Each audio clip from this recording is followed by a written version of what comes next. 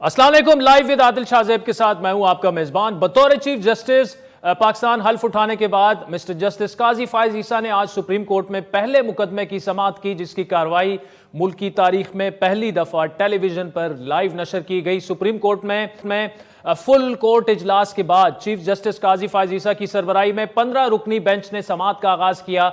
Attorney general की जानिब से अदालत में जमा कराया गया जवाब जो है, जिसमें प्रैक्टिस एंड प्रोसीजर एक्ट के खिलाफ दायर दरख्वास्तें नाकाबिल समाअत करार देकर मुस्तरद करने की इस्तदा की गई। विफाक ने अपनी दरख्वास्त में यह मौकिफ भी अपनाया कि पार्लियामेंट को आइन के आर्टिकल 191 के तहत कानून साजी का इख्तियार है, जिसे रोका नहीं जा सकता। दरख्वास्त में यह भी कहा गया है कि प्रैक्टिस एंड प्रोसीजर एक्ट से अदलिया की आज़ादी मुतासिर नहीं होती और इस एक्ट के तहत सुप्रीम कोर्ट से कोई भी इख्तियार वापस नहीं लिया गया। सुप्रीम कोर्ट के फुल कोर्ट ने प्रैक्टिस एंड प्रोसीजर एक्ट पर समाअत का आगाज किया तो चीफ जस्टिस काजी फायज ईसा ने रिमार्क्स दिए कि हमने पायलट प्रोजेक्ट के तौर पर इस केस की कार्रवाई बराह रास्त नशर करने का फैसला किया, जिसके बाद चीफ जस्टिस ने दरख्वास्त गुजार ख्वाजा तारिक रहीम को दलाइल देने की दावत दी, जिन्होंने खुद भी फुल कोर्ट बनाने के फैसले की हिमायत की थी। ख्वाजा तारिक रहीम ने दलाइल देते हुए कहा कि पार्लियामेंट ने सुप्रीम कोर्ट के रूल्स में मुदाखलत की, जिस पर चीफ जस्टिस ने ख्वाजा तारिक रहीम से इस्तिफसार किया कि बताएं पूरा कानून ही गलत था या उसकी चंद शिकें। ख्वाजा तारिक रहीम ने इस मौके पर कहा कि पार्लियामेंट ने 3 जजेस की कमेटी बनाकर अवामी मुकदमात के फैसले की कानून साजी की। आइन पार्लियामेंट को कानून साजी का इख्तियार देता है। इस पर जस्टिस अथर मिनल्ला ने इस्तिफसार किया कि ख्वाजा साहब आप क्या कह रहे हैं, ये कानून बनाना पार्लियामान का क्या दायरे इख्तियार ही नहीं था। जस्टिस मुसर्रत हिलाली ने यहाँ पर सवाल किया कि क्या कानून साजी के जरिए चीफ जस्टिस के इख्तियारात को गैर मुअस्सर किया जा सकता है। उन्होंने सवाल किया कि क्या इस कानून से चीफ जस्टिस को बेख्तियार नहीं कर दिया गया। मिस्टर जस्टिस जमाल मंदुखेल ने इस मौके पर इस्तिफसार किया कि क्या कानून साजी से चीफ जस्टिस की पावर्स को खत्म किया गया या फिर सुप्रीम कोर्ट की पावर्स को खत्म किया। जस्टिस मंसूर अली शाह ने इस मौके पर सवाल किया कि क्या आप ये कह रहे हैं कि सुप्रीम कोर्ट ये कवानीन खुद बना ले तो ठीक है, पार्लियामेंट कर ले तो गलत है। इस मौके पर चीफ जस्टिस मिस्टर जस्टिस काजी फायज ईसा ने ख्वाजा तारिक रहीम से मुखातिब होकर रिमार्क्स दिए कि मुसलसल सवालात से हम आपकी जिंदगी मुश्किल बना रहे हैं। हमारे 100 सवालात में असल तो मुद्दा जो है वो गुम हो जाएगा। चीफ जस्टिस ने कहा कि आप सवालात नोट कर लें और जवाब बाद में तहरीरी तौर पर जमा करा दें। समाअत के दौरान चीफ जस्टिस ने रिमार्क्स दिए कि वो ऐसे इख्तियारात नहीं चाहते बतौर चीफ जस्टिस जिससे अदलिया की आज़ादी कंप्रोमाइज हो या मफादे आमा की आड़ में ज़ाती एजेंडे को परवान चढ़ाया जाए। उन्होंने दरख्वास्त गुजार के वकील को मुखातिब करते हुए रिमार्क्स दिए कि अगर full court practice and procedure कानून के तहत हुक्म इम्तनाई बरकरार रखती है तो बतौर चीफ जस्टिस उन्हें ही फायदा होगा। चीफ जस्टिस ने मजीद उन्होंने रिमार्क्स दिए कि बलूचिस्तान में रेकॉर्ड एक्ट के मामले पर सुप्रीम कोर्ट ने खुद नोटिस लिया और इस फैसले के नतीजे में पाकिस्तान को $6 अरब से ज्यादा का नुकसान बर्दाश्त करना पड़ा। इससे पहले दरख्वास्त गुजार के वकील इम्तियाज सदीकी दलाइल देने आए तो जस्टिस जमाल मंदुखेल ने उनसे सवाल किया कि क्या पार्लियामेंट का दायरा इख्तियार महदूद करना चाहते हैं आप कि वो क्या क्या नहीं कर सकती। चीफ जस्टिस ने रिमार्क्स दिए कि हम इस कानून से भी ऊपर वाले को यानी अल्लाह ताला को जवाब दे हैं। चीफ जस्टिस ने रिमार्क्स दिए कि आपका आइन सुप्रीम कोर्ट से नहीं अल्लाह के मुबारक नाम से शुरू होता है। अदालत ने समाअत 3 अक्टूबर तक मुलतवी करते हुए फरीकैन के वकला को अपने तहरीरी जवाबात 25 सितंबर तक जमा कराने की हिदायत कर दी है। तो नाज़रीन, इन तमाम मामलात पर बात करने के लिए पाकिस्तान के 2 नामवर वकला आज हमारे साथ मौजूद हैं। एहसन भूम साहब सुप्रीम कोर्ट बार के साबिक सदर हैं। बैरिस्टर गौहर अली खान साहब किसी तारुफ के मुताज नहीं हैं, चेयरमैन PTI के वो वकील हैं। एहसन भूम साहब, आपसे मैं आगाज करूंगा। आज जो एक लाइव स्ट्रीमिंग हमने देखी, फुल कोर्ट आ गई जैसे चीफ जस्टिस काजी फायज ईसा आते हैं, लेकिन पिछले साल डेढ़ में ये एक डिबेट रही कि बड़े अहम केसेस ऐसे थे जिसमें फुल कोर्ट बनाने की बार बार इस्तदा भी की गई, वो नहीं बनी। ओवरऑल आप कैसे देख रहे हैं, क्या ये एक मस्बत चेंज है? और जो आज की खुसूसन जो समाअत हुई उससे सर आपके लिए बहैसियत एक senior lawyer, is this the right, is the step in the right direction?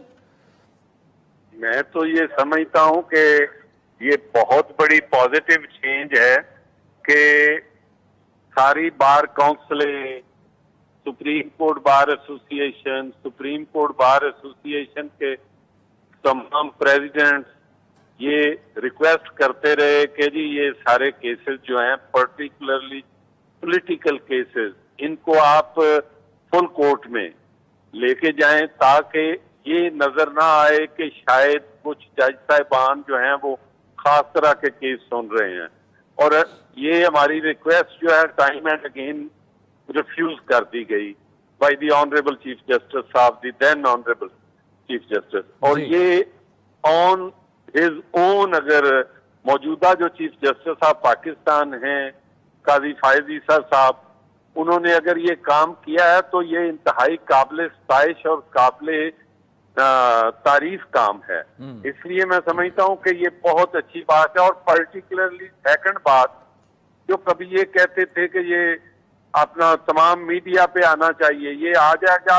और आज के मैं एक बड़ी इसमें जो और ज्यादा अच्छी चीज समझता हूँ कि कम से कम हमारे काजी साहब ने हमेशा मेरिट की बात की है, तो स्क्रीन पे कम से कम हमारे आम पब्लिक एट लार्ज को भी पता होना चाहिए कि हमारे जज साहबान कौन हैं, वो क्या कर रहे हैं और क्या वो एक्सप्रेस करते हैं, मेरिट जो है वो कहाँ तक प्रीवेल करता है।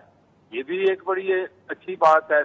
बैरिस्टर साहब, आपने भी आज लाइव स्ट्रीमिंग देखी होगी और एक एतराज़ एक था और बाज़ औक़ात तो बड़ा वैलिड नज़र आता था कि यार फुल कोर्ट आप बना दें ऐसे केसेस, क्योंकि बेंचेस बनते थे और उसकी फॉर्मेशन से रिफ्लेक्ट हो जाता था कि ये फैसला इसका क्या आएगा। चैलेंजेस आप क्या समझते हैं कि काजी फायज ईसा साहब के लिए वे गोइंग फॉरवर्ड क्या होंगे, और ये आज जो फुल कोर्ट बनी और लाइव स्ट्रीमिंग हुई आपकी नज़र में कैसे थी? देखिए, फुल कोर्ट का ही तकाजा होता रहा है और ख़ासकर प्रीवियस गवर्नमेंट हर बेंच पे इतराज़ करती रही है, क्योंकि वो उनका हमेशा से डिमांड ये नहीं हुआ करता था कि फुल कोर्ट हो। वो ये कहा करते थे कि फुल कोर्ट हो माइनस ये जजेस, जिससे जो भी बेंच बना है उस पर कोई ना कोई इतराज़ होता रहा है। So let's put it to rest once and for all. काजी साहब ने अच्छा किया, एक इम्पॉर्टेंट केस था। दूसरा, आज का जो केस लगा हुआ वो प्रैक्टिस एंड प्रोसीजर का, जिससे इंटायर सुप्रीम कोर्ट का तरीक़ेकार जो है वो वज़ा करने में लिए इम्पॉर्टेंट था। तो इसलिए फुल कोर्ट का तो बहुत एक अच्छा फ़ैसला था, उन्होंने कर लिया। अलबत्ता मैं नहीं समझता कि लाइव स्ट्रीमिंग इस वक्त होनी चाहिए या इसकी तरफ जाने चाहिए। लीगली भी कॉन्स्टिट्यूशन में दो लफ्ज़ इस्तेमाल होते हैं, जो मोस्ट इंपॉर्टेंट वर्ड है वो ये public importance, not public interest. लोग इंटरेस्टेड होते हैं हर चीज़ में, आपने कितना टैक्स दिया, वो कैसे ज़िंदगी गुजारता है, ये लोगों की इंटरेस्ट की बात है। कॉन्स्टिट्यूशन बात करता है पब्लिक इंपॉर्टेंस की। तो लाइव स्ट्रीमिंग करना, वो भी कि प्रोसीडिंग्स इंग्लिश में हो और जजेस भी इंग्लिश में क्वेश्चन करे, वकला भी इंग्लिश में एडवांस करे, और जनरल पब्लिक को तो नहीं पता होता। तो इसलिए लाइव स्ट्रीमिंग सेशनलाइजेशन के लिए या अदरवाइज मैं नहीं समझता it's a step in the right direction.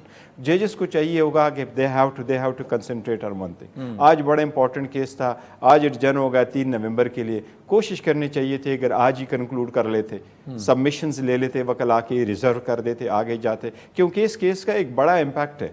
जो चीफ जस्टिस साहब ने ये फरमाया था कि मैं उस वक्त तक इसको आगे प्रोसीड करूंगा, नहीं बैठूंगा जब तक इसका फैसला नहीं होता। आज उन्होंने ये ज़रूर फरमाया कि फ्रॉम नाउ ऑनवर्ड्स जो बेंचेस में बनाऊंगा वो इजाज़ुल हसन साहब से और तारिक मसूद साहब से मशवरे से बनाऊंगा, विच मीन्स कि जो स्टे मिल चुका था इसके खिलाफ वो स्टे आज विकेट हो गया है। And now we proceeding further. Focus होने चाहिए, क्योंकि अभी मेन ऐसे केसेस भी सुप्रीम कोर्ट के पास पड़े हैं जिसमें से फिर ये डिमांड था कि इसमें भी फुल कोर्ट बनाओ। जिस तरह ऑफिशियल सीक्रेट एक्ट है, मिलिट्री कोर्ट्स के इशू है, इलेक्शन के केसेस है, और जो 90 डेज वाले ऑडियो लीक्स वाले हैं, तो ऐसे इंपॉर्टेंट है। आप 57,000 पेंडेंसी और 57,000 में आपको टोटल 57 पॉलिटिकल केसेस नहीं मिलेंगे। तो सुप्रीम कोर्ट को चाहिए कि एक छोटे बेंचेस बनाए। वे फॉरवर्ड सर देखें, इससे पिछले अगर साल डेढ़ में देखा जाए जी, मुख्तलिफ सियासी जमात तहरीक इंसाफ भी ये गिले शिकवे करती रही है कि फलां कोर्ट ने इनके साथ ज्यादती कर दी है, ये कर दिया है, वो कर दिया है। इसी तरह आपकी मुखालिफ सियासी जमातें जो हैं वो भी बंदयाल साहब की अदलिया को जो हैं वो सहूलतकारी से ताबीर करती थी। अब वे फॉरवर्ड जो है काजी फायज ईसा साहब के लिए एक बड़ा चैलेंज तो यही होगा कि एक बैलेंस रिफ्लेक्ट हो फैसलों में भी और बेंच फॉर्मेशन में भी और बाकी चीज़ों में भी।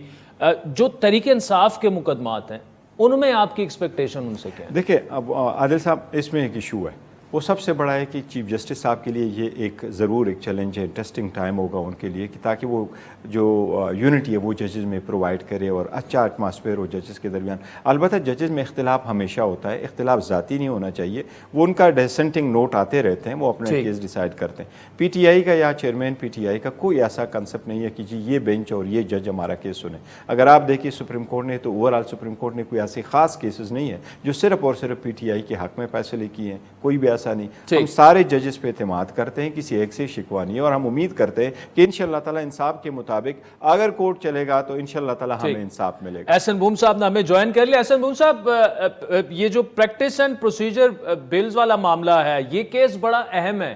اس میں اگر یہ فیصلہ ہو جاتا ہے کہ نہیں جی چیف جسٹس کے جو اختیارات تھے سو موٹو لینے کے وہ اسی طرح برقرار رکھے جاتے ہیں، کیا امپیکٹ اس کا آ سکتا ہے؟ دیکھیں، اگر تو سپریم کورٹ کا یہ supreme court practice and procedure act جو ہے اس کو as it is up hold کیا جاتا ہے، تو اس کا امپیکٹ تو یہ تھا کہ یہ ہوگا کہ جتنے ماضی میں اس ایکٹ کے بننے کے بعد جتنے کیسز کیے ڈیسائیڈ کیے یا بینچ بنائے وہ سارے غیر قانونی تھے، اور اس پہ جج صاحبان کی اپنی ثوابدید ہے کہ وہ اس کو کور دیتے ہیں، یا وہ سارے جو پرٹیکولرلی 143 کے کیسز ہیں ان کو دوبارہ، وہ 8 ہوں گے 10 ہوں گے 5 ہوں گے 7 ہوں گے، کہ ان کو دوبارہ سنتے ہیں، یہ ان کی ثوابدید ہو. یہ ہم نہیں یہاں کہہ سکتے، چونکہ پہلے یہ ہوتا رہا ہے کہ جہاں پہ سم ٹائم کوئی تھوڑی بہت ڈیویشن ہوئی ہے تو کم دیا جاتا ہے، اور یہ بھی کیا ہو سکتا ہے کہ اگر سمجھتے ہیں کہ یہ 8 10 یا 7 کیس ہیں تو وہ دوبارہ بینچز لگا کے تو اس کو ڈیسائیڈ بھی کیا جا سکتا ہے. لیکن یہ بات بالکل واضح ہے کہ اگر یہ supreme court practice and procedure جو ہے وہ ویلڈ ایک لیجسلیشن اس کو ڈکلیئر کیا جاتا ہے تو وہ جتنے کام ہوئے وہ غیر قانونی ثابت ہوں گے.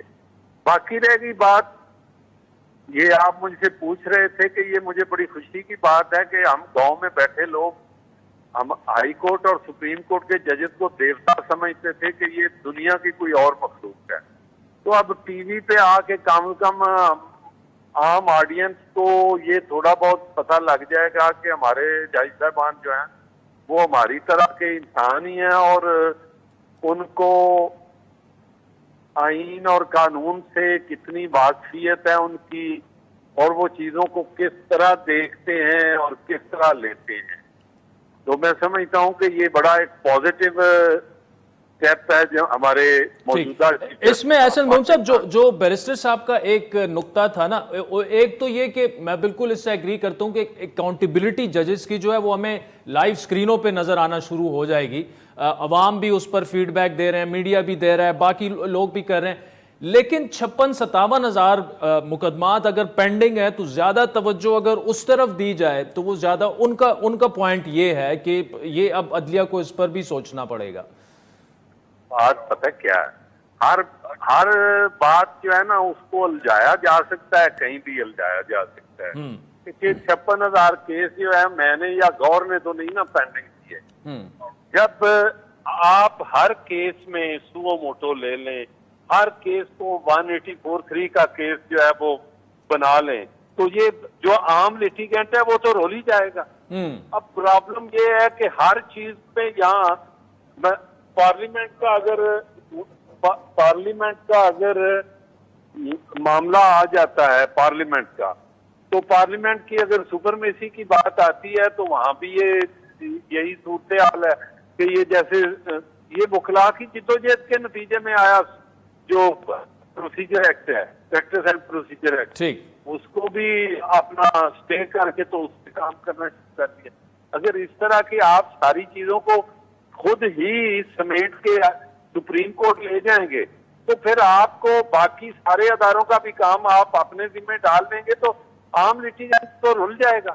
ٹھیک، مطلب آپ کا پوائنٹ بالکل آ گیا حسن بھوم صاحب کہ اتنے جو پینڈنگ مقدمات ہیں اس کی وجہ جو ہے وہ خود جوڈیشری کا کانڈکٹ بھی تو رہا ہے نا. جی بیرس صاحب. نہیں دیکھو دو چیزیں، جہاں تک اس لا کا تعلق ہے تو یہ لا بننے سے پہلے سپریم کورٹ میں عمل درآمد روک رکھا تھا، اس لیے جب اس کا فائنل فیصلہ بھی ہو جائے تو جو پہلے بینچز بنے تھے کیسز کے ہوئے اس پہ اس کا کوئی اثر نہیں پڑے گا.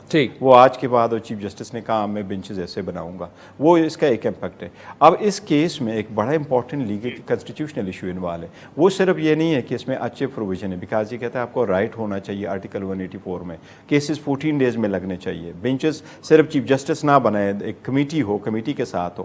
اگر یہ اچھے بھی ہے تو کنسٹیٹیوشن کا کہنا یہ ہے کہ اگر آپ نے سپریم کورٹ کے پاور ایکسپینڈ کرنے ہیں تو آئین میں ترمیم کرنی ہے، نہ کہ بائی لا لے کے آئیں. اور اگر ان کی ترمیم چاہیے دین 2/3 majority you have to have it. اگر آپ نے جنرل لا کے تھرو لے کے آنا تو simply so this the matter is to be resolve. لیکن اگر آپ دیکھیں کہ یہ صرف جوڈیشری کے تو ایٹریبیوٹیبل بالکل نہیں ہے. اس سال صرف 21 کیسز ہوئے ہیں کنسٹیٹیوشن کے اندر.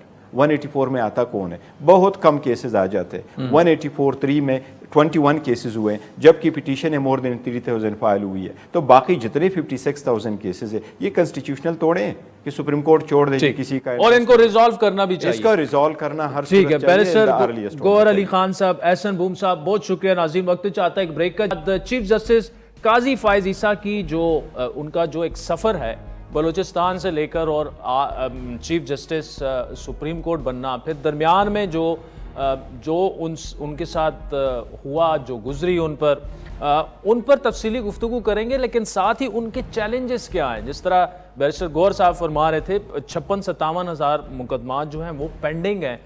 باقی 3-4 بڑے اہم مقدمات ہیں جس سے شاید ان کے فیصلے جب سامنے آئیں گے تو ان کی لیگیسی جو ہے وہ ان کا اندازہ ہو جائے گا کہ کس طرح سے انہیں پاکستان کی جوڈیشل تاریخ میں یاد رکھا جائے گا. تو اس پر تفصیلی گفتگو کریں گے. ہمیں حسن ایوب اور اسد طور، دو بڑے زبردست جب کورٹ رپورٹنگ کی بات آتی ہے صحافی ہیں، ہمارے ساتھ رہیے. ویلکم بیک ناظرین. Mister justice Qazi Faez Isa chief justice supreme court of Pakistan بن چکے ہیں. مسٹر قاضی فائز عیسیٰ 30 جنوری 1985 کو بلوچستان ہائی کورٹ اور مارچ 1998 میں ایڈوکیٹ سپریم کورٹ بنے.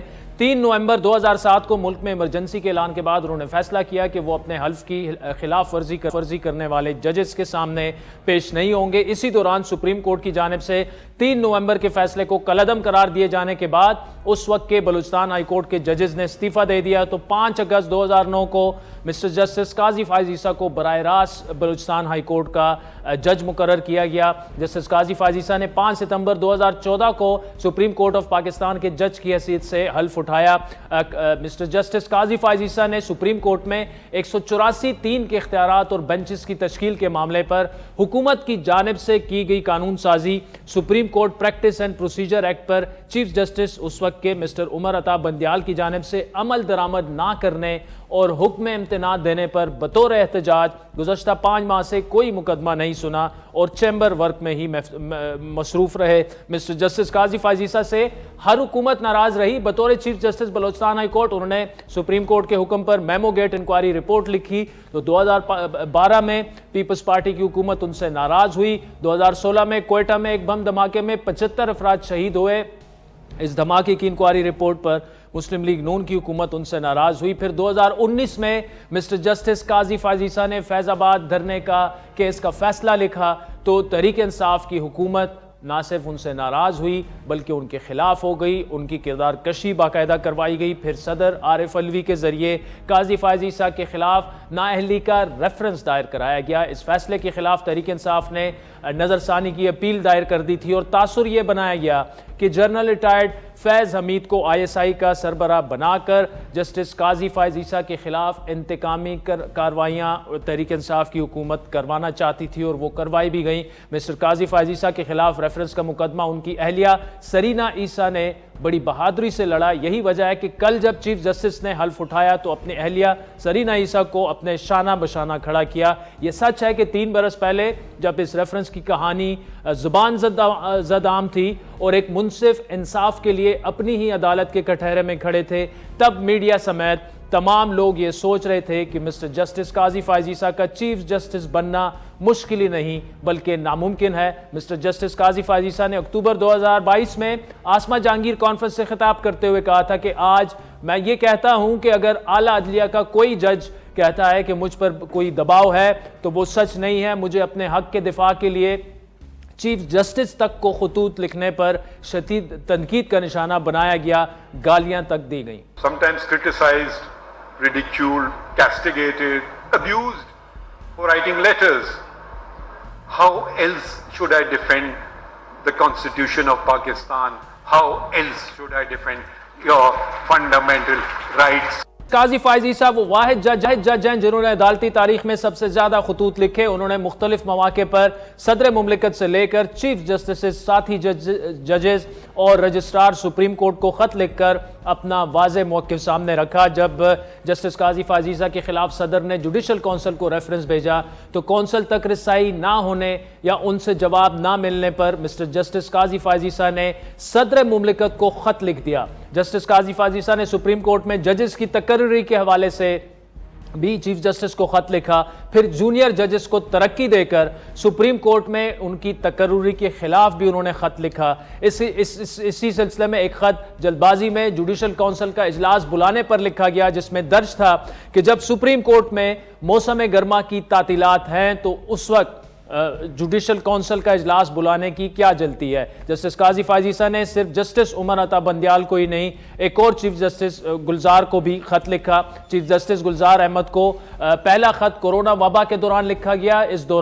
اس خط میں جسٹس قاضی فائز عیسیٰ نے چیف جسٹس کو لکھا کہ جب تک کورونا وبا کا خاتمہ نہیں ہوتا سپریم کورٹ کی مسجد میں باجماعت نماز پر پابندی لگا دی جائے۔ جسٹس قاضی فائز عیسیٰ پاکستان کے 29ویں چیف جسٹس ہیں۔ وہ 13 ماہ یعنی اکتوبر 2024 تک چیف جسٹس رہیں گے۔ Chief justice of Pakistan justice Qazi Faez عیسیٰ نے ماضی میں بطور جسٹس کیا اہم فیصلے کیے اور انہیں مستقبل میں کن چیلنجز کا سامنا کرنا پڑے گا، کون سے ایسے اہم مقدمات ہیں جن کا فیصلہ انہیں اگلے 4 سے 6 ویک میں کرنا پڑ سکتا ہے۔ ناظرین، یہ انٹرسٹنگ جو ایک عدالت کی ایک جرنی ہے، اس پر تفصیلی گفتگو کرنے کے لیے آج 2 ایسے صحافیوں کو میں نے دعوت دی ہے جو کہ قاضی فائز عیسیٰ صاحب کے یہ جو پہلے تو ایک پرخطر سفر تھا، اب تو وہ چیف جسٹس بن گئے ہیں اور اس کو انہوں نے بڑا کلوزلی دیکھا بھی ہے، ڈاکیومنٹ بھی کیا، اور کل حلف برداری میں بھی یہ لوگ موجود تھے۔ اور آج جو ایک اہم تاریخی فیصلہ ان کا تھا کہ لائیو سٹریمنگ انہوں نے کی ایک کیس کی۔ تو اسد طور صاحب ہیں، تعارف کے محتاج نہیں ہیں، جب بھی کورٹ رپورٹنگ کی بات آتی ہے اپنا وی لاگ بھی زبردست سا کرتے ہیں۔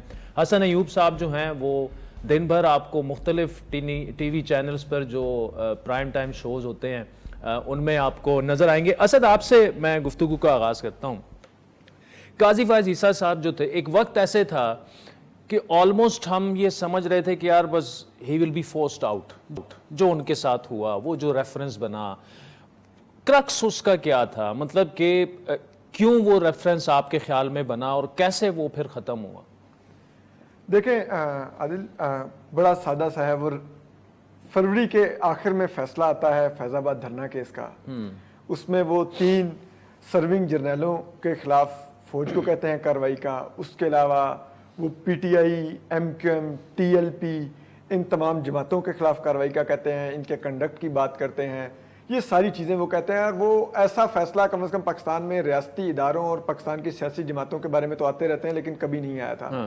اور فروری میں فیصلہ آتا ہے، مئی میں ریفرنس آ جاتا ہے۔ تو بڑا سادہ سا تھا کہ معاملہ کیا، اور پھر جسٹس قاضی فائز عیسیٰ نے خود بھی بتایا، اپنے جو انہوں نے جواب جمع کروائے انہوں نے مینشن کیا، جس کو ڈینائی نہیں کیا آصف سعید کھوسہ صاحب نے، کہ جب میں نے فیض آباد دھرنا کیس کا فیصلہ دیا تو مجھے آصف سعید کھوسہ سپریم کورٹ میں جو ایک واک کے لیے ججز کی جگہ بنی ہوئی وہاں پر لے گئے، اور وہ اسی لیے لے کے گئے کہ کوئی ان کی گفتگو سنے نہ، اور وہاں پہ لے جا کر انہوں نے واک کرتے مجھے کہا کہ وہ بہت غصے میں ہیں، تو اب وہ جب ریویو فیصلہ دائر کریں گے تو ریویو میں کچھ ایسا مت لکھیے گا جو ان کو مزید اشتعال دلائے۔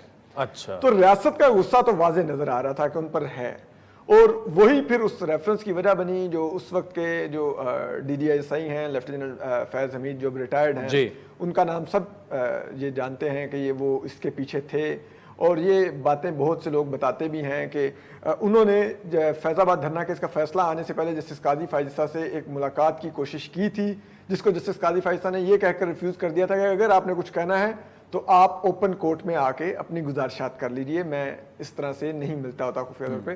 تو وہ چیزیں تھیں جو جس پر وہ کافی زیادہ غصے میں تھے، اور وہی پھر وہ ریفرنس کی وجہ بنی۔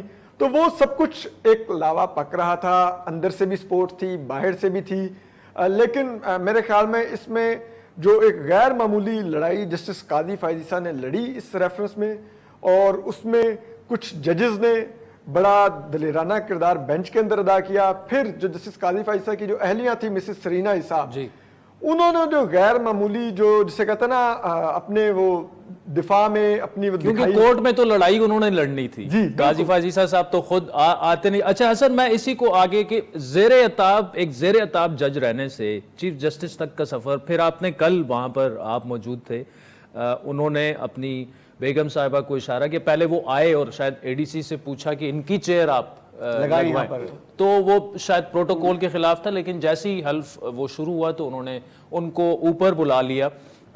کیا آپ کی کل فیلنگز کیا تھیں اس سب کچھ، ایک زیر عتاب جج اور وہ چیف جسٹس بن گیا، اور پھر کل آپ فیلنگز بڑی واضح ہے جی کہ یہ اللہ تعالیٰ کے اوپر جو ہے وہ یقین مزید کامل ہوا کہ دنیاوی خداؤں کا کچھ اور فیصلہ تھا۔ دنیاوی خدا تھے جنرل فیض حمید، دنیاوی خدا تھے عمران خان، دنیاوی خدا تھے جنرل باجوہ۔ اس وقت جنرل فیض حمید کے جو ہے نا کیا کہتے ہیں دستے راست اس وقت کے چیف جسٹس ثاقب نثار صاحب، یا اس کے بعد دیگر جو چیف جسٹس صاحبان تھے، ان کا فیصلہ کچھ اور تھا، اللہ کا کچھ اور حکم تھا، پھر اللہ نے اپنی قدرت دکھائی، اور کل جو چیف جسٹس بنے جسٹس قاضی فائز عیسیٰ، اور دیکھیں نہ صرف وہ چیف جسٹس بنے ہیں بلکہ آج اگر آپ دیکھیں کہ انہوں نے وہ عمل کر دیا پہلے روز ہی جو تقریباً 2 سال جس عمل کو کر گزرنے سے خائف رہے سابق چیف جسٹس عمرتا بندیال، نہ انہوں نے جوڈیشل سائٹ پر فل کورٹ بنایا، نہ انہوں نے ایڈمنسٹریٹو سائٹ پر فل کورٹ میٹنگ کال کی۔ دیکھیں بات یہ ہے کہ یہ وہ عمل تھا، آج ہو گیا نا، پہلے دن ہی وہ کر گزرے، اور کتنی انہوں نے اس کی آپ شفافیت دیکھیں کہ عوام کو انہوں نے کھلی کتاب کی طرح اپنے آپ کو دکھا دیا جی کہ یہ ہم ججز ہیں، یہ ہماری جو ہے عدلیہ ہے، اور یہ سپریم کورٹ کی اعلیٰ عدلیہ کا یہ جو ہے وہ ہم اس طریقے سے کیسز کی سماعت کرتے ہیں۔ دیکھیں ابھی بہت سے لوگ اعتراض کر رہے ہیں کہ انگریزی میں جو پروسیڈنگ ہوتی ہے تو پاکستان کی بڑی عوام کو سمجھ نہیں آتی، لیکن اتنے بھی لوگ بیوقوف نہیں ہیں، وہ اردو اور انگریزی کا فیوژن تھا، جیسے کل ان کا جو حلف تھا نا انگریزی اور اردو کا فیوژن تھا، اس طرح یہ بھی انگریزی اور اردو کا فیوژن تھا۔ تو پھر آج دیکھیں کہ جس طریقے سے اب کئی لوگوں نے نا ٹویٹس کرنے شروع کر دیے کہ جی دیکھیں جسٹس قاضی فائز عیسیٰ خواہش کے باوجود بھی حکم امتناع جو ہے وہ ختم نہیں کرا سکے، تو انہوں نے ہیسٹ میں ڈیسیژن نہیں کر رہے، وہ اپنا فیصلہ دیگر برادر ججز پر مسلط نہیں کر رہے، وہ ایک اچھے انداز سے ایک کیا کہیں گے میرٹ کے اوپر وہ کیس کی سماعت کر رہی ہیں، اور میرٹ کے اوپر ہی اس کا ڈیسیژن آئے گا، چاہے ان کی خواہش کے مطابق آئے چاہے ان کی خواہش کے برعکس آئے۔ یہی انصاف ہے، یہی فیصلہ کرنا، اسی طریقے سے فیصلے کرنے چاہیے۔ آج تو انہوں نے فل کورٹ بٹھا دیا، لیکن اگر وہ چاہتے تو ایکسکلوڈ کر دیتے نا، ایک لارجر بینچ بنا دیتے جس میں جسٹس جاز الحسن، جسٹس منیب اختر، جسٹس مظاہر کو مائنس کر دیتے تو باقی بینچ بنا دیتے، تو ویسے ہی ان کی میجورٹی ہو جانی تھی۔ تو میجورٹی میرے خیال سے اس وقت بھی ہے، کم از کم 9 یا 10 ججز جو ہیں ان کی فیور میں جو فیصلہ آئے گا، وہ جو بھی فیصلہ جس قاضی فائز عیسیٰ لیں گے وہ اس کے ساتھ جائیں گے۔ آپ کا اسد آج کا ٹیک اوے کیا تھا، خصوصاً جو چیف جسٹس صاحب کے 2-3 جگہوں پر کچھ ریمارکس آئے، وہ کچھ اس میں وائرل بھی ہوئے، آپ کے لیے کیا اس میں ایسی چیز تھی کہ جو ویورز کے ساتھ شیئر کرنا چاہیں گے آپ؟ اچھا، میری نظر میں انہوں نے 3 بہت بڑی باتیں کی۔ ان کو بہت زیادہ لوگ سمجھتے ہیں کہ وہ شاید سابق چیف جسٹس افتخار چودھری کے آدمی ہیں اور وہ ان کے بہت قریب ہیں، کل گو کہ وہ ان کی حلف برداری کی تقریب میں بھی آئے تھے، لیکن آج انہوں نے 3 دفعہ 3 مختلف مواقع پہ ریکارڈنگ کیس کو نشانہ بنایا، اور انہوں نے کہا کہ وہ ایسا فیصلہ سپریم کورٹ نے لیا جس کا نقصان $6.5 ارب کا ملک کو ہوا، سپریم کورٹ کو نہیں ہوا۔ اور انہوں نے کہا کہ اگر مجھے یہ آپشن دیا جائے کہ میں نے عدلیہ کی آزادی کے نام پر اپنے اختیارات بچانے ہیں اور چاہے اس کے بدلے میں ملک کو $6.5 ارب کا نقصان ہو جائے، تو انہوں نے کہا کہ میں اپنے وہ اختیارات قوم کے قدموں میں نشاور کر دوں گا، لیکن میں اپنے اختیار کو نہیں پریفر کروں گا۔ اور تو ایک تو انہوں نے اس امپریشن کو آج پہلے دن ہی اڑا دیا۔ دوسرا جو انہوں نے बातें की उन्होंने, बार बार उन्होंने कहा कि ये जो फौजी अदवार में जो फैसले होते रहे हैं उनकी नज़ीर मुझे मत बताइए, मैं वो नहीं मानता और मैं नहीं वो सुनना चाहता। तो उन्होंने ये भी क्लियर किया कि लाइक वो जो मार्शल लगते रहे हैं पाकिस्तान में, वो नहीं, उनकी सोच उससे बिल्कुल मुख्तलिफ है। फिर जो तीसरा उनका था वो ये था कि लाइक उन्होंने, उनसे ऐसे फील हुआ कि बतौर सरबराह बेंच के वो शायद जो साथी जजेस हैं वो कई जगह पे उनकी बार बार रिमार्क्स उनसे कंफर्टेबल नहीं होते थे।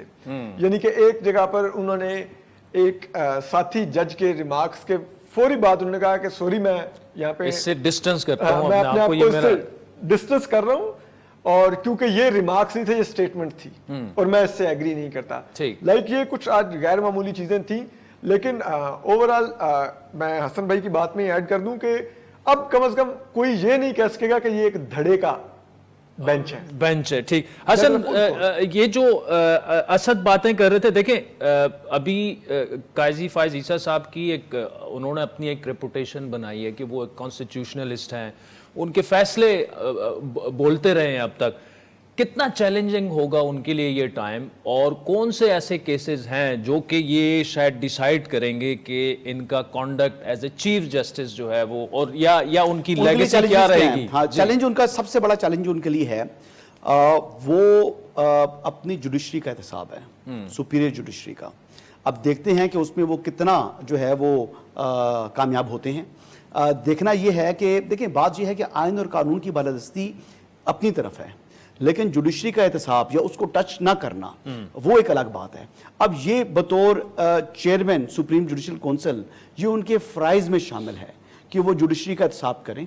और अभी जो supreme court practice and procedure का जब डिसीजन आएगा तो इसका कॉन्सिक्वेंस होगा कि जब स्टे हुआ और उसके दरमियान जब इसका डिसीजन आएगा तो उसके दरमियान जो फैसले लिए गए हैं सुप्रीम कोर्ट ने, और उनका जो मुस्तकबिल है उसका भी इन्हिसार इस डिसीजन के ऊपर आना है, एक चीज़। दूसरी खुशी की बात यह है कि इनके चीफ जस्टिस बनने के बाद, यानी जस्टिस काजी फायज ईसा के चीफ जस्टिस बनने के बाद सहूलतकारी का जो एक दौर था, उम्मीद है कि अब वो ख़त्म हो चुका है। और ये बड़ी खुशाइन बात है। सुप्रीम कोर्ट ऑफ पाकिस्तान से जो सहूलतकारी फराम की जा रही थी, जिस पर बड़ी दुनिया मोतरज़ थी, क्योंकि जब जस्टिस बंदियाल को बेंच कॉन्स्टिट्यूट करते थे तो लोग पहले कह देते थे इसका फैसला क्या है। अब ये उम्मीद है कि अब सुप्रीम कोर्ट से तो सहूलतकारी ख़त्म हो गई है, तो इसके देखा देखी जो निचली अदालतें हैं वहाँ पर भी इमरान खान साहब के लिए जो लाजवाल मोहब्बत मौजूद है, जो अनड्यू उनको फेवर्स दी जाती हैं या उनके सपोर्टर्स को फेवर दी जाती हैं, वो कम से कम बाप वहाँ पर भी रुके, उसमें भी रुकावट आए। अब देखना ये है कि जस्टिस काजी फायज ईसा बतौर जो, क्योंकि देखें ना, जो सुपरविजन है ना हाई कोर्ट्स की, वो भी सुप्रीम कोर्ट करती है और डिस्ट्रिक्ट जुडिशरी को हाई कोर्ट देखती है मुतलका। तो अब ये हाई कोर्ट्स को किस तरह उनकी सुपरविजन करते हैं, किस तरीके से उनको जो है वो अपने अहकामात, क्योंकि देखें असर आता है। सुप्रीम कोर्ट के जो चीफ जस्टिस हैं, यानी उन्होंने प्रेशराइज किया माजी करीब के अंदर जो चीफ जस्टिस हैं इस्लामाबाद हाई कोर्ट के, कि जब उन्होंने इमरान खान साहब का केस था उस पर उन्होंने डेडलाइंस देनी शुरू कर दी, उन्होंने टाइमलाइन बताना शुरू कर दी कि आप फैसला करें नहीं तो हम करेंगे। सही। आखिर में असद, कौन से ऐसे केसेस हैं जो हम शायद ब्रेक में भी उस पर बात कर रहे थे आपकी नज़र में, जो कि शायद महीने 2 महीने में ही उनके सामने आ जाएंगे, जिससे हम ये कहने के काबिल होंगे कि काजी फायज ईसा साहब की शायद लेगेसी किस तरफ, उनको किन अल्फाज में उन्हें याद किया जाएगा? बिल्कुल आदिल, मेरी नज़र में 3 केसेस बहुत अहम होंगे जो हमें बताएंगे कि जस्टिस काजी फायज ईसा का टेन्योर किस तरफ जाएगा और उनकी लेगेसी, जो वर्ड आप यूज़ कर रहे हैं एग्जैक्टली वो क्या होगी। एक जो ये मिलिट्री कोर्ट्स में सिविलियंस के ट्रायल का मामला है, इस पर जस्टिस काजी फायज ईसा की जजमेंट बहुत मैटर करेगी। दूसरा जो इंतखाबात का, आम इंतखाबात का मामला है, जो कि 90 दिन का, जो कोर्ट अब डिसाइड करेगी कि क्या 90 दिन से आगे इलेक्शन जा सकते हैं कि नहीं, डीलिमिटेशन प्रेफरेंस है कि नहीं, ये दूसरा केस। और तीसरा केस जो उनका होगा वो आर्मी एक्ट में अमेंडमेंट्स और ऑफिशियल सीक्रेट एक्ट में अमेंडमेंट्स का केस है। ये 3 केसेस ऐसे होंगे जो बहुत आपको क्लैरिटी देंगे कि जस्टिस काजी फायज ईसा कहाँ पर खड़े होंगे। मेरी असद अली तूर, Hasan Ayub, thank you so much for joining us. नाज़रीन, एक ब्रेक लेते हैं, ब्रेक के बाद आपसे दोबारा मुलाकात। वेलकम बैक नाज़रीन। अमरीकी मैगजीन दी इंटरसेप्ट में शाया होने वाले एक आर्टिकल के मुताबिक अमरीका को मुबैना तौर पर खुफिया तौर पर पाकिस्तानी हथियारों की फ़रोख्त ने इस साल के शुरू में बैनुल-अक़वामी मालियाती फ़ंड से एक मुश्किल तरीन बेल आउट पैकेज को सहूलत फराम करने में मदद की। मैगजीन के मुताबिक अमरीका को असले की फ़रोख्त यूक्रेन की फ़ौज को सप्लाई करने से गर्ज से की गई थी, जिसमें पाकिस्तान की शमूलियत को एक ऐसे तनाज़े में शामिल किया गया था जिसमें इसे फ़रीक बनने के लिए अमरीकी दबाव का सामना था। द इंटरसेप्ट का दावा है कि अप्रैल 2022 में पाकिस्तानी फ़ौज ने अमरीका की हौसला अफजाई के साथ उस वक्त के वज़ीर-ए-आज़म इमरान खान को हटाने के लिए अदम एतमाद के वोट को मुनज़्ज़म करने भी मदद दी। इसी दौरान अमरीकी महकमा ख़ारजा के सिफारतकार अपने पाकिस्तानी मनसबों पर बरहमी का इज़हार करते रहे, क्योंकि इमरान खान की क़यादत में रूस जो है वो यूक्रेन जंग पर पाकिस्तान के मौक़िफ़ को तस्लीम नहीं कर रहा था। अमरीकी मैगज़ीन में शाया होने वाली इस खबर में दावा ये भी किया गया है कि अमरीकी ओहदेदारों की तरफ से वार्न किया गया था कि अगर इमरान खान को इक़्तिदार से ना हटाया गया तो इसके सख्त तरीन नताइज होंगे, और अगर उन्हें इक़्तिदार से बाहर कर दिया जाता है तो सब कुछ माफ़ कर दिया जाएगा। रूस यूक्रेन जंग के दौरान यूक्रेन को पाकिस्तानी असला की सप्लाई की खबरें आलमी मीडिया पर गर्दिश तो करती रही हैं, लेकिन इस मौक़िफ़ का अब तक ख़ुद पाकिस्तान या अमरीका में से किसी हुकाम ने भी उसको तस्लीम नहीं किया। इस दावे को अमरीका में पाकिस्तानी सिफारत खाने के ओहदेदार और ख़ुद अमरीकी महकमा ख़ारजा के तर्जुमान IMF से मिलने वाले कर्ज में अमरीकी किरदार की खबरों की तरदीद कर चुके हैं। अमरीकी प्रिंसिपल डिप्टी असिस्टेंट सेक्रेटरी ख़ारजा बराए जुनूब और वस्ती एशिया एलिज़ाबेथ होस्ट के बकौल अमरीका पाकिस्तान में ऐसे मुनसिफाना इंतखाबात के इनेकाद की हिमायत जारी रखेगा जो इंतशार से पाक हों और लोगों को ये फैसला करने की इजाज़त दें कि उन पर कौन हुक्मरानी करेगा। एलिज़ाबेथ होस्ट ने यह बयान अक़वाम मुत्तहिदा की जनरल असम्बली के 78वें इजलास के मौके पर एक रोज़ा सेमिनार से खिताब करते हुए कहा, जहां वो अमरीकी इंतज़ामिया की नुमाइंदगी कर रही थी। और उन्होंने एक और बड़ी अहम बात की कि अमरीका पाकिस्तान में जमहूरियत का हामी है, लेकिन वो किसी मखसूस शख्स या जमात की हिमायत नहीं करता।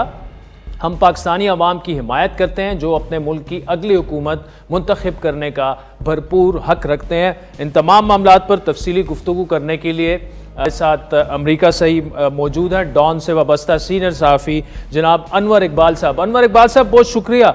एक तो सर पाकिस्तानी हुकाम से यहाँ पर जो हमारी बात हुई वो तो जो इंटरसेप्ट की ये रिपोर्ट है इसको बिल्कुल मनगढ़ंत करार दे रहे हैं, लेकिन ये दूसरा तकरीबन चंद महीनों में देखें तो दूसरा एक ऐसा एपिसोड आया जो इंटरसेप्ट ने ऐसी खबर छापी है। एक तो इस इदारे के बारे में बताइएगा कि इनकी रेपुटेशन कैसी है इस मीडिया ऑर्गेनाइजेशन की। दूसरा ये कि क्या इसमें कोई ठोस चीज़ है, कोई वजन इसमें है जो ये दावा किया गया इन रिपोर्टों में? देखिए, इस तरह की जो रिपोर्टें हैं, पहली बात ये कि ज़ाहिर है बिल्कुल बेबुनियाद खबर अमेरिका में शाया करने का मतलब है कि आप बड़ी तकलीफ में फंस जाएंगे। मसलन अगर अमरीकी इंतजामिया या पाकिस्तानी इंतजामिया यहाँ अदालत में चले जाए और अगर इनके पास ऐसे दस्तावेजात नहीं हुए जिससे ये साबित कर सकें कि इनकी खबर दुरुस्त है, तो इनके लिए बड़ा मसला होगा। तो इन्होंने ज़ाहिर तहकीकात की होंगी, इनके पास कई दस्तावेजात भी होंगी जिसकी बुनियाद पे वो साबित कर सके जो उन्होंने दावा किया है। लेकिन ये एक ऐसी खबर है जिसपे कभी भी कोई ऑफिशियल सर्कल इसकी कंफर्मेशन नहीं करेगा। ये जैसे ईरान कॉन्ट्रा अफेयर था, जब तक मामला कांग्रेस में नहीं पहुंचा, कांग्रेशनल हियरिंग नहीं शुरू हुई, उस वक्त तक कोई भी सरकारी सतह पर उस पर गुफ्तगू नहीं करता था। तो ये एक ऐसा मामला है जो मेरा ख्याल है कांग्रेस में भी नहीं जाएगा, ना पाकिस्तान इंटरेस्टेड है, ना अमेरिका इंटरेस्टेड है। तो इस तरह की खबरें पहले भी आती रही हैं अमरीकी मीडिया में, छोटे मोटे जो आउटलेट्स हैं उसने इंटरसेप्ट ने इसको जरा तफसील से छाप दिया है, जिसकी वजह से दोबारा तवज्जो इसकी तरफ मबजूल होगी। अब इंटरसेप्ट जो है वो एक ईरानी नजाद आधे अमरीकी हैं, आधे फ्रेंच हैं, उन्होंने कायम किया था। वो eBay जो है उसके फाउंडर भी हैं, बहुत अमीर आदमी हैं। तो उनका कहना यह कि उन्होंने ये जो है इंटरसेप्ट वो कायम ही इसलिए किया कि इसमें इस तरह की खबरें छप सकें जो मेन स्ट्रीम मीडिया में नहीं छपती हैं। वो उसको फाइनेंस करते हैं और चूंकि वो फाइनेंशियली इंडिपेंडेंट है तो इसलिए वो आज़ादी से अपनी खबरें करता है। और चूंकि बहुत मजबूत आदमी है और बड़े अमीर आदमी है तो उन पे हाथ डालने से पहले अमरीकी हुकाम भी सोचेंगे, क्योंकि उनको भी इस बात का इल्म है कि वो यानी ये जो कुछ قانونی کارروائیاں ہوتی ہیں، عدالتی چکر ہوتے ہیں، اس کے لیے ان کے پاس اپنی پوری لیگل ٹیم موجود ہے. تو میرا نہیں خیال ہے کہ اس سے کوئی بات بہت آگے بڑھے گی. بس یہ اخباری خبروں تک رہے گی اور اس کے بعد اس سے آگے نہیں جائے گی. رہی بات کہ IMF سے مذاکرات میں امریکہ کا کردار، تو اس کی تصدیق تو جو یہاں امریکی حکام خود اس میں الزبتھ ہوسٹ ہیں، انہوں نے مجھے انٹرویو دیا تھا، اس میں بھی انہوں نے کہا تھا، اور اس کے علاوہ یہاں پاکستانی سفارتخانے میں پاکستانی سفیر نے بھی کہا تھا کہ امریکہ نے IMF سے امداد دلانے میں ایک کردار تو ادا کیا ہے. ٹھیک. اچھا انور اقبال صاحب، آخر میں جو الزبتھ ہوسٹ کی گفتگو کوٹ کر کے کہ جو الیکشنز پر ان کی کمنٹری ہے، کتنی اہم لگتی ہے آپ کو؟ کیونکہ پچھلے 1.5-2 ماہ سے تقریباً یہ تیسری چوتھی دفعہ الیکشنز کی بات کی گئی ہے. دیکھیں، یہ جو ہے امریکہ میں ایک احساس ابھرا ہے کہ بہرحال عمران خان ایک پاپولر لیڈر ہیں اور ان کو پبلکلی ان کے خلاف کوئی پوزیشن لینی نہیں چاہیے. تو امریکہ نے ایک بڑی محتاط پالیسی بنائی ہے. وہ یہ بنائی ہے کہ ہم اس جھگڑے میں نہ عمران خان کی مخالفت کرتے ہیں، نہ ان کی ہم حمایت کرتے ہیں. وہ جو ان کا ڈونلڈ ڈو والا واقعہ ہے، جو سائفر والا واقعہ ہے، وہ سراسر غلط ہے. ہم پہ الزام غلط ہے. ہم نے کوئی ایسی دھمکی نہیں دی تھی، بلکہ ہم جو ہیں اس میں نیوٹرل ہیں اور جو کوئی بھی جیتے گا اس کے ساتھ ہم کام کریں گے. اور انہوں نے دیکھیں کہ آہستہ آہستہ یہ کہنا بھی شروع کر دیا کہ انتخابات ہونے چاہیے، وقت پہ ہونے چاہیے، کریڈیبل ہونے چاہیے. تو یعنی وہ کوئی اس طرح کا بیان دے رہے ہیں جس سے پاکستانی عوام پہ ان کا ایک پازیٹیو تاثر قائم رہے. ٹھیک. انور اقبال صاحب، thank you so much for joining. آپ نے سنی انور اقبال صاحب نے بڑا کھل کے اس معاملے پر گفتگو کی، لیکن ابھی تک پاکستانی حکام اور امریکی حکام جو ہیں وہ ان معاملات کی بالکل وہ بارہا تردید کرتے آئے ہیں. تو آج کے پروگرام پر فیڈ بیک ضرور دیجیے گا. ہمارا ٹویٹر ہینڈل ہے @عادل شاہ زیب. اجازت دیجیے، خدا حافظ.